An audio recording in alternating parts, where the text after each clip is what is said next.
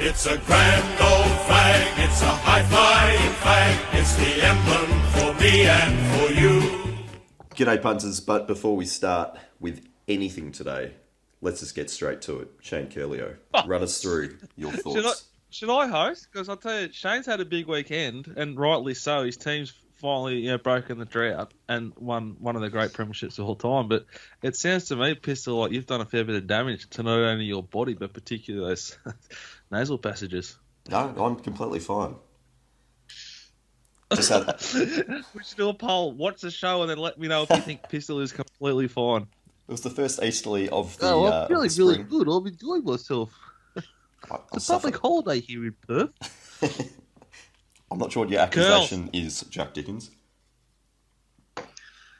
Is that the greatest way you could ever... Is that the greatest way to win one? Like you started well, and you would have been like, it would have been a real settler for the nerves, which built through the day. And you had an extra 2 or 3 hours to wait, which is no good. And then you started beautifully, and you're like, all right, this is good. Boys, let's enjoy this. And then the wheels came off, and it was fucking... It looked like it was almost all over. Momentum was gone. Yeah. And then by the sort of start of the last quarter, you got to just enjoy 25 minutes of footy with a sting out of it and a premiership coming home. It was a roller coaster of a day. It actually started race 1 at Toowoomba, when we've launched into the even money favourite that started at $1.70, paraded like a 3-legged yak, drifted on the fair late and was unsided. So I was in a marquee above the mounting yard, like mounting yard level. So I've hung out the window and abused Waller's foreman. Like, how could you possibly bring a lame horse with a coat that looks like a fucking mongrel dog to the races? Completely lost me mind. Then just started sculling gin and tonic or gin and lemon Pims or whatever they were. And then we copped that ride from Andrew Mellion in the last on Frozen in Time. I thought we sacked Ladybug. Anyway, I vented my frustration to everyone that wanted to listen to me hanging over the fence in the mounting, like the good old days. Yeah, and then so I've gone into the footy with a stinking attitude, which quickly changed in the first 15 minutes. And then, like you say, that 15-minute mark or whatever it was at the third quarter, it wasn't a pretty sight here. I was going completely headless. It's a pain of, like, you understand better than ever. You feel like you understand it better than anyone. What you're just about to, this opportunity is just about to be completely wasted. And like, how has this happened so fast? And I sat in the 4 pocket kills when Luke Ablett switched the ball to Ben Cousins in the goal square, and the ball right in front of us, and I was severely inebriated. I was just like, oh, this is over. What have we done? I don't know that we were playing poorly. Just like, they're a good side, obviously. They just had a period of where they had got their hands on the footy first. And then, once we were able to get our hands on it first, it was unreal. Couldn't have scripted it any better. I was really happy to sit home and watch it with my kids and trying to get them to experience it, because they're not really massive AFL, the 2 young ones, the oldest one is. So that was really nice. And just the momentum. We talk about it when we punt, don't we? We talk about momentum because it's a thing, and we saw that, didn't we? With those 3 goals in the last 90 seconds, and then just completely steamrolled them. It was so good. It was so good to experience that way, because, like you say, you enjoy the roller coaster of emotions of looking like winning early and then looking like getting beat, and then to really enjoy that last, whatever it was, 20 odd minutes. It was just amazing. Best team won. Petrarca was enormous. Like, as good as it. What about as good as it's going to see? Bailey Frisch? We've discussed a few times about just, can you see these blokes being premiership players? Like, are they going to... He kicked 6 in the grand final. I thought he was like a full-on liability. He kicked 6. That's elite. The sting was out of it maybe for the last 2. He still kicked 4 big goals. Yeah, he got us back with those 2 in a row. And fuck me. And even, like, I know, like, the young fella, Kosai Pickett, he might have only had a couple of possessions, but his forward pressure set up so many goal-scoring opportunities for us. It was just, that was the worry, I suppose, all these kids and and stepping up on the big stage. But, Sparrow and kids like that little Bowie, the little red-headed fella in the back half, like seventh game of AFL, none of them at all got head noise or wobbly at any point. It was... Well, and the way the game went, though, with that momentum so strong, like the head noise there wasn't a lot of opportunity for head noise. I think 19 points down midway through the third quarter, everything going their way. But those goals you kick were like on the run, just like they're running, kicking a footy. It wasn't like, go back and I need to kick this. Fritsch did. Like, they were enormous. But I was like, Melbourne are the better footy team. And then I think the superior coach used a few chess moves and levelled it back up. And he was out of moves. And the D's figured it out. Yeah. And they just like a momentum machine. Probably didn't help having Bont off the field for, I think it was like 3 or 4 minutes there, and the D's kicked 3 in that time. And then it was basically He was all over. $1 to win the Norm Smith. And then he went off the ground. He went off the ground. Oh, it's unbelievable. What was it like? What was it like in there? That joint looks like a Coliseum and a half. Yeah, I mean, it's the magic of, architecture and technology at its finest. In 2021, you build a new stadium. Like the Queensland will obviously get a new ground up there for the Olympics coming up, and they'll get to experience what it's like. It's like I've heard noise at 80,000 people at Eden Park. Well, there was 61 in this stadium. It's the loudest thing I've ever heard. It's allowed in the MCG just purely off the design of the place. So I'm excited for what Brisbane turns up with the new stadium, and can't wait to get up there for a huge event. Looked enormous. Pumping. It looks like a great deck too, like the way that the carpet's just always carpet, so it makes for good games of footy. Yeah, it was brilliant round. Pistol, couple of questions. Firstly, did you happen to get a run-in with the Bev show with Bev and get his autograph or anything? I noticed on social media that he was there. Did you run into him? What, Luke Beveridge? Yeah, like his team just won a comp for the first time in 50 years. He still has not missed anything on Twitter. How was the Ryder Cup this morning, Kels? You would have watched every shot. I spent a fair bit of time on the couch since Saturday night, Jack. Twitter in one hand and the replay on. One of the greatest things about that replay was a post-match press conference with the coach and Petrarca, and spoke about how this team had turned it around, and they always had the ability on the ground, on the field, but just how they spoke about the stuff that they do off the field, and it makes them better people, and their sort of performances for working for the next bloke, not for themselves. Like it's. I think, like, not to take the gloss away from Goodwin, but like there's so much Paul Roos. Yeah. And Paul Roos and Chock Williams, like, they're in and around successful joints all the time. Like, he's gone from Richmond, Coles Williams to now Melbourne, and like that's just that little bit they needed, isn't it? What's the difference? Anyway. Is that why Basil didn't let Simon Goodwin talk? Yeah.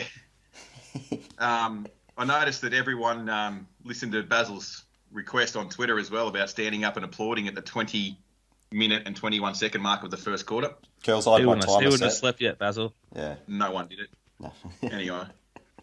Well, look, it was great to experience. I watched it with the kids and all that. But, next year I'm really looking forward to getting to being at the G when we win it and experience being there at the G. So can't wait. It's going to be a great 12 months. Yeah. Defending premiers and all that sort of gear. The 2022 Premiership hangover starts now. You catch the Ryder Cup, Jacko? I reckon it's the outside of your team winning the AFL Grand Final, maybe the best sporting event on TV. Yeah, it's unreal. I watched a couple of hours of it this morning. It's incredible atmosphere. Yeah, it looks like the main thing I want to go to now in my life is a Ryder Cup. Yeah, like you were talking the other night about the President's Cup, and I went in, was it 2019 when it was here, and it's okay, but it's just the Ryder Cup's on another level. When Shane Lowry sunk that putt on the 18th yesterday, like, fucking hell. Yeah. Hairs on the back of your neck stuff. Anyway, should we talk about some horse racing? Did they race on the weekend? I don't know. A couple of okay horses went around, a few Group 1s, but definitely no Group 1 figures will run in Victoria across the 4 Metro meetings we had and the 2 Group 1 meetings we had this week. Okay. Well, and the bubble's burst, I reckon. Oh. On what? Zaki. Okay, so let's start with that race because I must say I laid it and run when it didn't lead. I just thought, well, anything could happen here tempo-wise. 50 Stars has found the front here. You've got Probabile seems to be travelling happy enough. I hadn't seen a race at Sandown all day. Superstorm maybe is good enough. And then obviously Zaki got the job done. But you're saying it wasn't as good as what would be required to win a Cox Plate? I think that often the Sandown form and figures don't stand up as a rule. That's something Jack and I, use a lot.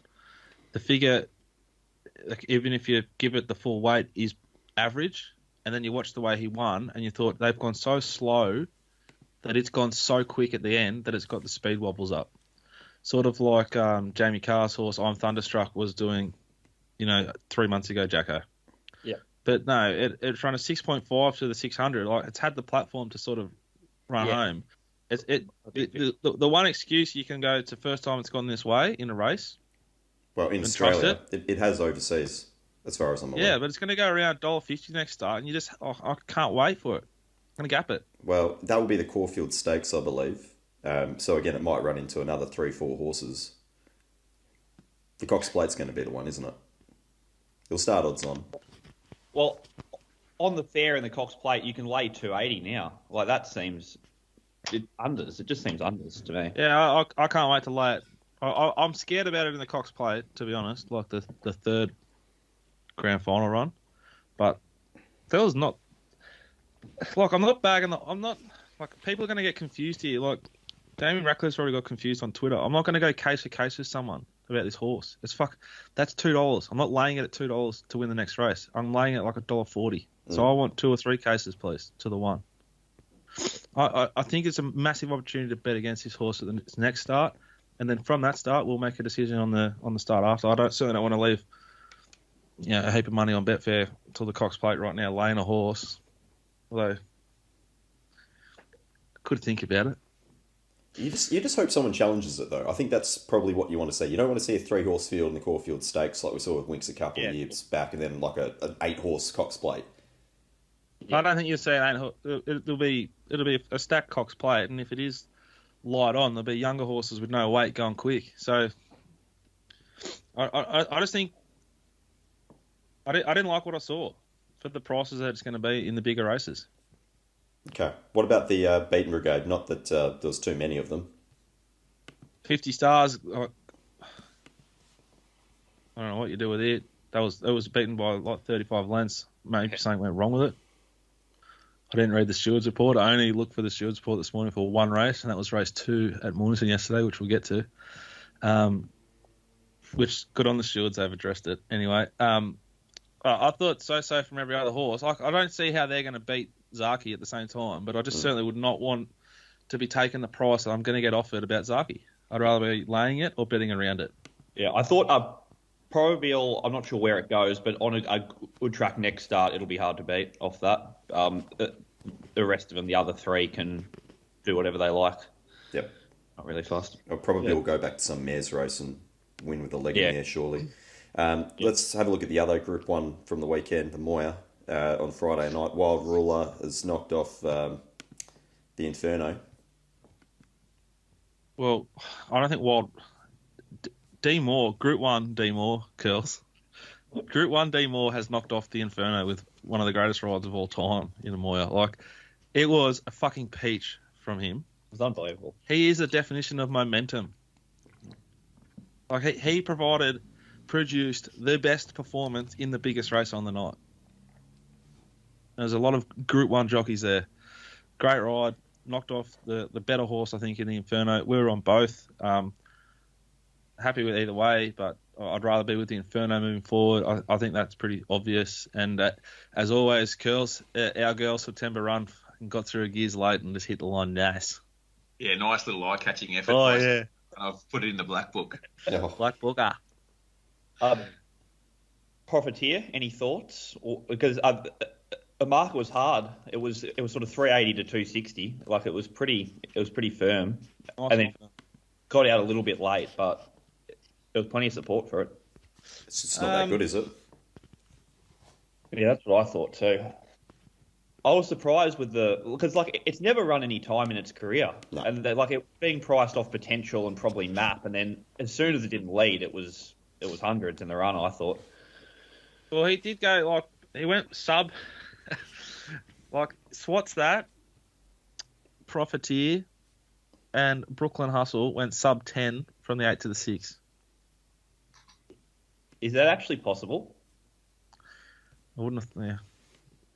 So it has slowed down from there on in, Profiteer. Yeah. But it looks like just about the only horse that hasn't is the two that were in the finish. D Moore has put together an 11.50 basically from the 6 to the 4 and an 11.50 from the 4 to the 2. So that is at a chaotic point at Moonee Valley on a very sketchy bend. This man has enabled his horses to maintain the exact same rhythm. It was unbelievable. It was just an unbelievable ride. So good. He's back, and and when you go good for 2 weeks as a rider this time of year, he's just probably bought 2 houses. Yeah. What a life. She's just probably one of the greatest things ever. Profiteer, those the owners cashing in early, changed their life-changing money, got the cash. Newgate picked the bill up, and I just how hard is it to find a progressive 2-year-old? They show a little bit at 2, and then they're completely overpriced and maxed out, and we only look at it from a betting point of view, obviously. We're not too fussed from an ownership point of view, but there's some money in having a 2-year-old colt that can win first up in town, isn't there? Mm. Yeah. Whether they go on with it or not, does anyone care? Yeah. Well, this is a weight per age Group 1, and the figure is average. You could argue that Profiteer's gone as good as it can go. It's gone faster than it's gone in its last. It's the fastest performance, the biggest puntingform.com.au number it's done in its last 5 starts. Which is its career. That's a career best. Yeah. By 2 lengths. So. That's fascinating stuff. It is. Was there any other highlight from Moonee Valley on Friday night? Yeah, I thought Curran, who won the 955 race, went absolutely enormous, and it'll win anything that isn't a Group 1 over the spring. Any sort of sprinting Group 2, Group 3, it'll win. It's come back unbelievable. Had no right to win that. No. He was just trying to hold on to it too. It could have gone. Yeah. The turn of foot, I know they went slow for a 955, but the turn of foot was just electric. So I was really impressed with Curran. Yep, I like it. Okay, jumping back to Sandown then. Look, there was a couple of other, as you said, big Sandown figures, but did any of them really catch your eye when doing the review? Well, Sandown was I did the betting on Saturday, like the Sands, and I made some mistakes. I could have sent Extreme Flight, and I could have sent, what was the other one, Jacko? When did you buy? Race 4. Yeah. They've both run moderate figures, but they were mistakes for me personally betting, and I've already sort of made a few changes to make sure I don't make those mistakes again. Ciurleo missed, we could have backed 2, but it was short enough. And mate, 250 metres out, you're glad you didn't, sort of thing. Yeah. And then it got away and just killed him. I thought Estella Rocca's a nice sort of sharp sprinter. If it finds the right race, and the difference from that race to other races, it sort of often finds stuff in. It was one of the only horses with good natural speed there. Our Romantic returned well in that race. Hit the line good. Probably I thought the same thing, Jax. I would have loved to have been able to see that in the yard. Yeah. It was probably... She's a big mare. Probably a bit heavy, and 1,000 metres resuming probably not its go up to 1,200 next start will be improved, you'd think. Probably the performance of the day, but I think it might have done the same sort of thing last preparation with Charlotte. It's just completely savaged it. But I think it did the same thing last time and was then sent to Sydney and sort of was there or thereabouts. But thought of that gapping them in the last confuses me with the whole day because this horse is not that good. It's very, very hard to catch. And just staggering that how slow they went to the 600, given the pattern that was so evident on the day. To watch John McNeil let D. Oliver have 3 back the fence and John took 4 back the fence. We were on it. That's why I'm talking about it. Just pain, like just agony. Like, oh, fuck. Anyway, that's racing. I thought Charlotte was huge. Zaki was great, but I just think it's going to be so short next start. I want to be against it. And this floating artist shits me to tears because we probably should have acted at Flemington, but we didn't. It was just around our mark, and it just it got backed into our mark. Yeah. And we were on Skyman, which hemorrhaged. And now we should have backed it then. It's a really nice horse. I think it's a proper horse. All right, likeable. You wanted to talk about Mornington? Yeah, credit the stewards here. So if you look up if you go to racing.com. I haven't looked at this yet. And I went there to sort of just get angry and I was going to look at this and this only for content purposes because it does you no good other than that. So you don't need to go and look at it if you're watching, just watch the show. Oh, gee, there's a big blurb on it. It's a big one. Now, to the eye, D-Lane, very suspect ride on groovy kind of love yesterday at Mornington, which, FYI, I backed. Jackson backed. So we have a lot of biased self-interest here. Our chat group exploded. No one was happy with the ride. And to the credit of the stewards, they have questioned him extensively for what they normally would. They've investigated the betting, 2 big ticks, and they've questioned or asked for feedback from Michael Kent, who has basically said he was fuming as well.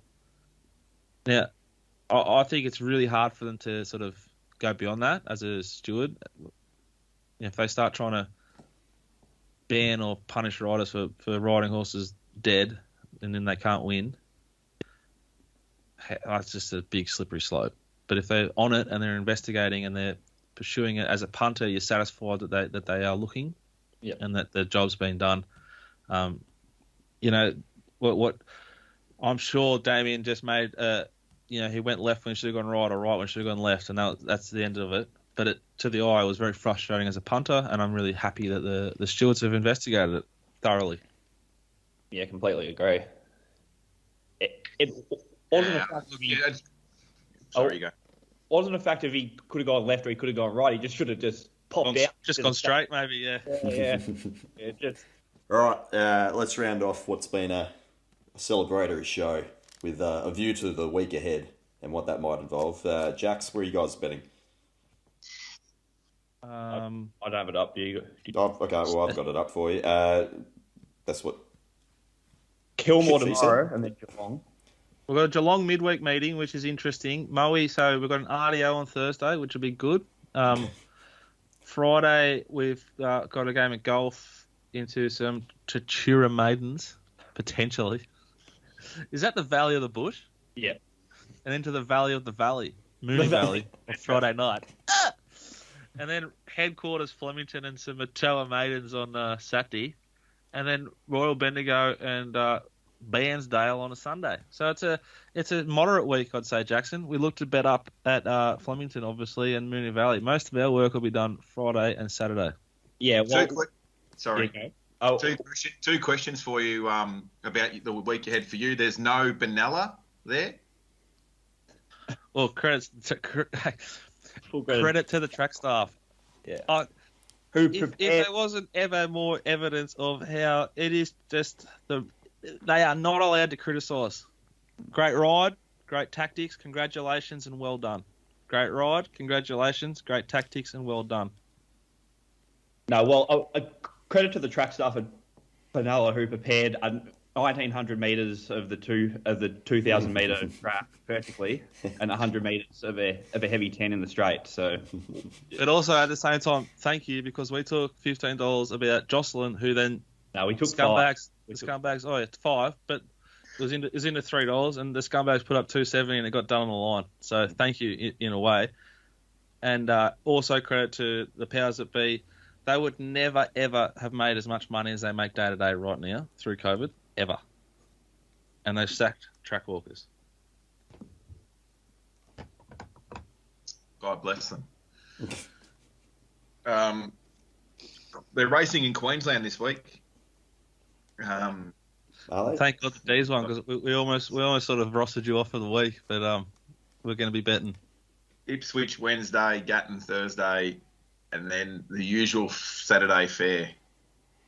How many tracks on Saturday? Well, for not that they're all TAB meetings, but they're racing at Gold Coast, Cunnamulla, Doomben, Eidsvold, Gordon Vale, Junda, Mackay, Richmond, Tara, and Toowoomba. You're just making those up now, aren't you? That's fact. I'm looking at the Racing Australia website now. It's 11:20 on a Monday, and it's actually working. Oh, Pete, if North Melbourne make the grand final next year, right, which they probably wouldn't, would you consider going the Roden Curly cut? Because it's 2 from 2. It's a thing. It's a thing. Speaking of Roden, how fucking salty is he that Petrarca has just blown the doors off Dusty for the greatest individual grand final performance in the last 10 years? He hasn't. Yeah, that was the best performance I've seen in a grand final for at least 11 months, was his response. Fuck you, Roden. Petrarca. Dusty Petrarca. Anyway, I had a small loss last week. I'm going to win this week, so if you haven't got my stuff, do it now, because I'm going to win. But you're doing really well, and credit to you and credit to everyone. Credit to us for being honest about losing, and credit to everyone. Credit to everyone. Who keeps fucking...